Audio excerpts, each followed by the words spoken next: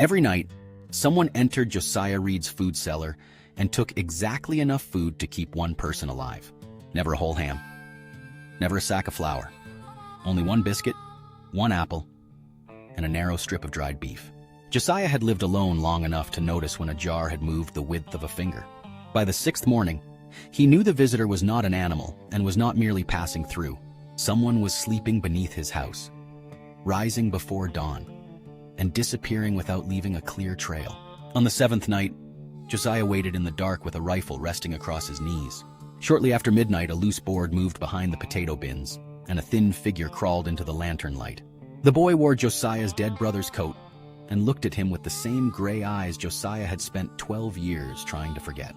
Before sunset the next day, Josiah bought the first padlock ever placed on his cellar door. By sunrise, he would be riding into a Wyoming blizzard, wishing he had never closed that door. In October of 1888, the Reed Ranch stood alone, where the Sweetwater grasslands began climbing toward the mountains. The nearest neighbor lived 7 miles east, and the nearest town required half a day on a good horse. Josiah kept 4 dozen cattle, 3 horses, an old blue heeler named Patch, and very little unnecessary conversation. His wife Miriam had been gone 5 winters, yet small decisions around the ranch still belonged to her. One of those decisions concerned the stone food cellar built into the slope behind the house. When Miriam was 11, a spring flood separated her family's wagon from the trail near Independence Rock. She survived 2 hungry days because an abandoned homestead had an unlocked storehouse with beans and dry matches inside. After marrying Josiah, she made him promise that no desperate traveler would ever find their food behind iron. A wooden sign above the cellar door carried her rule. Take what you need. Leave something useful if you can. Over the years, strangers took potatoes, salt, coffee, and occasionally more bacon than Josiah considered necessary. In return, they left split wood, horseshoe nails, lamp oil, or notes of gratitude written in uncertain hands. Josiah complained about the missing bacon, but he never once suggested putting a lock on the door. After Miriam died, keeping the cellar open became less about travelers and more about keeping one promise alive. That was why the first missing biscuit did not concern him when he noticed it in early October. The second missing biscuit came the following night, along with an apple and a spoonful of blackberry preserves. Nothing useful had been left behind, but hunger did not always have something useful to trade. On the third morning, Josiah discovered candle wax beside the lowest shelf and a hollow pressed into an old grain sack. Whoever entered the cellar was not taking supplies, and, continuing west, someone had begun treating the place like a bedroom. Josiah searched behind barrels, beneath shelves, and along the cold stone wall without finding anyone. A narrow ventilation opening stood near the ceiling, but even a child could not have squeezed through it. Outside, the ground was hard enough to preserve hoofprints, yet no horse had approached the ranch in days. Patch sniffed the cellar threshold, wagged once, and returned to the porch without showing the slightest alarm. That troubled Josiah more than the missing food, because Patch barked at everything he had not already accepted. On the 4th evening, Josiah stretched a black sewing thread across the inside of the cellar door. At sunrise, the thread remained unbroken, but another biscuit was gone, and the blanket had moved again. Someone had entered without using the only entrance Josiah knew existed. He carried every crate outside and tapped the walls until his knuckles ached from the cold stone. Behind the potato bins, one section answered with a dull wooden sound instead of the solid reply of earth. Josiah pulled away 2 warped boards and found a narrow maintenance passage left from the cellar's original construction. The passage climbed through the hillside and opened beneath a patch of sage 30 yards from the house. Small boot marks pressed the dust, but the visitor had brushed them away with a cedar branch each morning. It was careful work, not the work of a careless thief, but of someone accustomed to being hunted. Josiah could have blocked the passage immediately, yet curiosity held his hammer still. That night, he left the food untouched, extinguished his lantern, and waited behind 2 flour barrels. Hours passed while the temperature fell and the cellar stones released the cold they had stored all day. Just after midnight, Patch scratched once at the outer door and then settled quietly in the grass. A faint scrape came from behind the potato bins, followed by the cautious pressure of a board moving inward. A boy crawled through on his elbows, replaced the board behind him, and waited without breathing.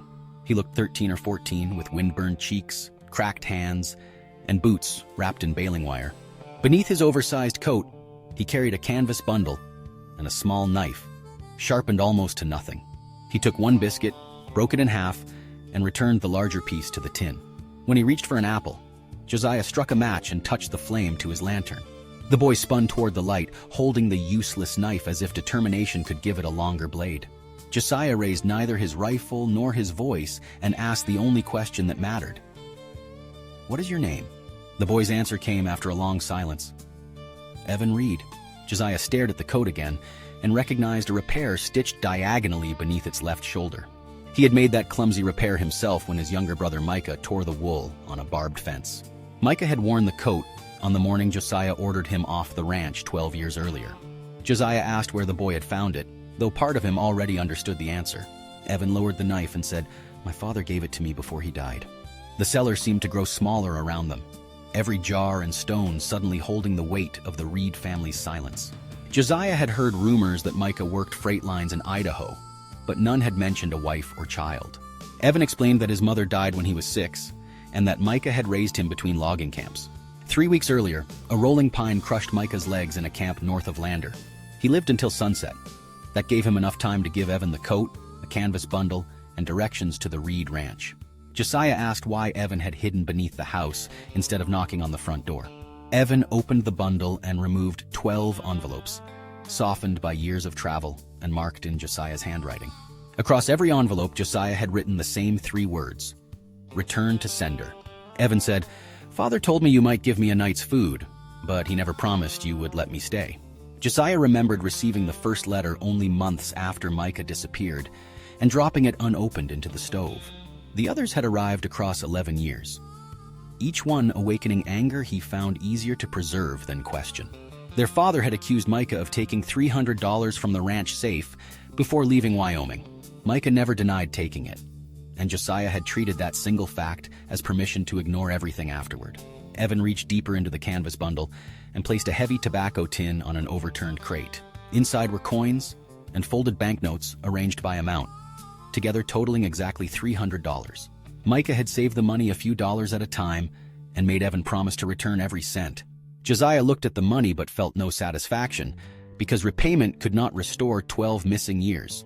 He took the knife gently from Evan's hand and told him no guest of Miriam Reed would sleep beside potatoes. Evan answered that he was not Miriam's guest, because he had never known her and she had never known him. Josiah said, "She knew hungry people. Tonight, that is close enough." Inside the house, Josiah reheated stew while Evan sat at the table without removing Micah's coat.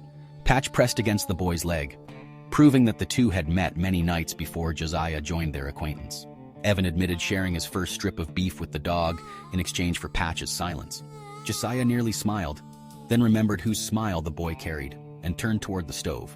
They ate with Micah's unopened letters stacked between them like a wall built from paper. Josiah finally selected the oldest envelope and broke the seal his younger brother had placed 12 years earlier. Micah's first line contained neither excuse nor accusation. "I took the money, and I know what that made me." He had used it to pay a Cheyenne doctor when Evan was born, unable to draw a full breath. Micah wrote that he had asked their father for help and been told the ranch could not spare a dollar. He chose his newborn son over his family's trust, then spent the rest of his life trying to repay both. The letter ended with a sentence Josiah read 3 times. "You may never forgive me, but you deserve the choice of knowing why." Josiah folded the page carefully and realized that he had denied himself that choice every time he refused a letter. Evan watched him and asked whether $300 made his father honest again. Josiah answered that money could settle an account, but it could not decide the whole measure of a man. Evan asked what measure Josiah had decided upon after reading only 1 letter. Josiah could not answer, and the absence of an answer told the boy more than any careful speech. He prepared the unused room beside his own and placed 2 extra quilts across the narrow bed. Evan stood in the doorway as though expecting the offer to disappear if he entered too quickly.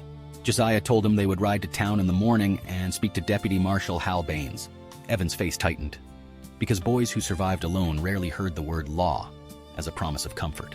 Josiah explained that someone had probably reported him missing and that his presence needed to be made lawful. Evan asked, "And if you decide I don't belong here, does the law decide where I do?"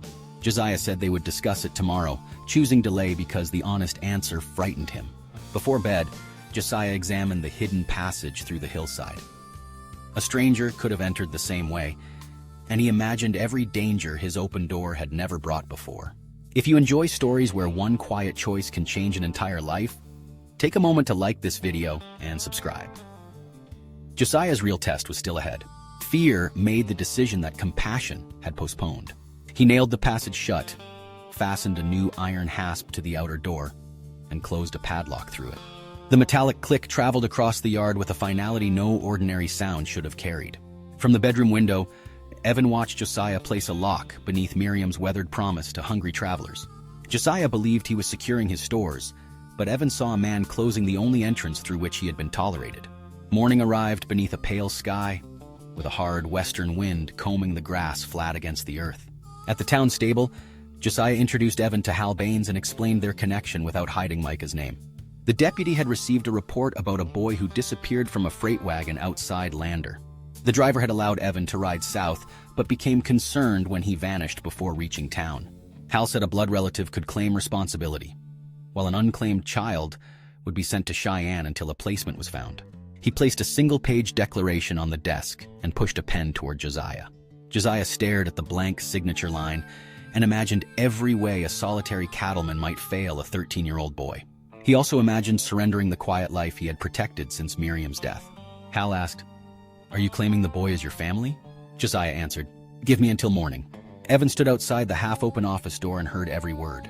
During the ride home, he spoke only once, asking how far the eastbound stage traveled before changing horses. Josiah said 80 miles and asked why it mattered, but Evan looked toward the dark mountains instead of answering. By evening, clouds had swallowed the western ridge, and Patch would not leave the shelter of the porch. Josiah carried extra hay into the stable and secured the shutters against the storm moving across the basin. Inside, Evan placed Micah's letters and the tobacco tin neatly beside Josiah's plate. He said the money belonged to the ranch and asked whether repaying it meant his part of the promise was finished. Josiah told him no child should carry a debt created before he learned to walk. Evan replied, "Then you shouldn't need until morning to decide what I am." Josiah reached for an explanation, but years of silence had not prepared him to speak quickly when quick words mattered. Evan went to the spare room, and Josiah spent half the night reading letters he should have opened years earlier. Each page described a growing boy, his first steps, his first saddle, the fever he survived, and the questions he asked about Wyoming. Micah had never asked Josiah for money or forgiveness. He had only kept offering him a place in Evan's life. Near dawn, Josiah reached the final letter, written only 2 months before the logging accident. Micah wrote, "If anything happens to me, Evan knows the way home, though I do not know whether you will call it that." Josiah rose immediately, carrying the declaration Hal had allowed him to take from town. The spare bed was empty, the window stood open, and wind-driven snow had begun dusting the floorboards.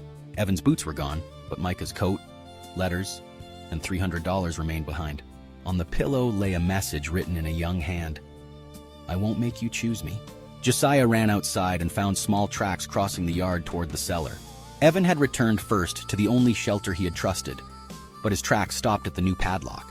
For several minutes, the snow around the locked door showed where the boy had waited and considered knocking. Then the prints turned east toward the stage road and began disappearing beneath the storm. Josiah tore the padlock from the hasp with an axe, though breaking it could no longer open the door Evan needed hours earlier. He saddled his strongest mare, tied blankets behind the cantle, and called Patch into the rising snow. The dog lowered his nose to Evan's tracks and pulled east before Josiah had settled fully into the saddle. Visibility fell until fences emerged only a few yards ahead and vanished again like dark shapes beneath water. Josiah knew the stage road crossed 6 miles of open basin before reaching an abandoned relay station. A grown rider could cover that distance quickly, but Evan was walking in damaged boots against a strengthening wind.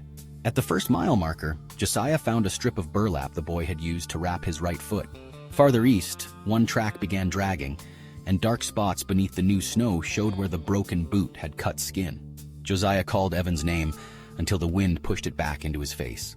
No answer came. Only Patch's bark somewhere beyond a line of frozen cottonwoods. Near Dry Creek, the tracks left the road and descended toward a bank where the wind offered partial shelter. Josiah dismounted and followed on foot, leading his mare across ice hidden beneath loose snow. The ice broke under his right leg, dropping him to the hip in water cold enough to stop thought. His mare pulled backward, and Josiah caught the reins before the current dragged him beneath the shelf. A rawhide loop flew through the snow and settled across his shoulders. Evan stood behind a cottonwood, bracing both feet against the roots and pulling with all the strength in his narrow body. Together with the mare, the boy dragged Josiah onto solid ground. Evan's lips were blue, One boot had nearly separated, and ice clung to his trousers above the knee. Still, his first words were not about himself. "Can your leg carry you?" Josiah answered yes, then wrapped Evan in both blankets and lifted him onto the mare. Returning to the ranch meant facing the full wind, so they continued half a mile toward the abandoned relay station. The station roof leaned badly, but its stone fireplace remained sound, and dry sage still filled an old wood box. Josiah built a fire, removed Evan's ruined boots, and warmed the boy's feet slowly between folded blankets. For a long time, neither spoke while the blizzard worried every loose board in the empty building. Evan finally asked why Josiah had followed after needing until morning to decide whether he was family. Josiah placed Hal's unsigned declaration beside the fire and admitted that fear had held the pen still. He feared failing Evan, losing him, and allowing another person enough importance to disturb his carefully protected loneliness. Evan said, "So you locked the cellar?" Josiah answered, "Yes. Your father stole money when he was frightened, and I closed doors when I was frightened. Neither fear made the choice right." He confessed that anger had become convenient because opening Micah's letters might have proved his own judgment incomplete. Micah had spent 12 years paying back $300, while Josiah had spent 12 years refusing something that cost nothing to open.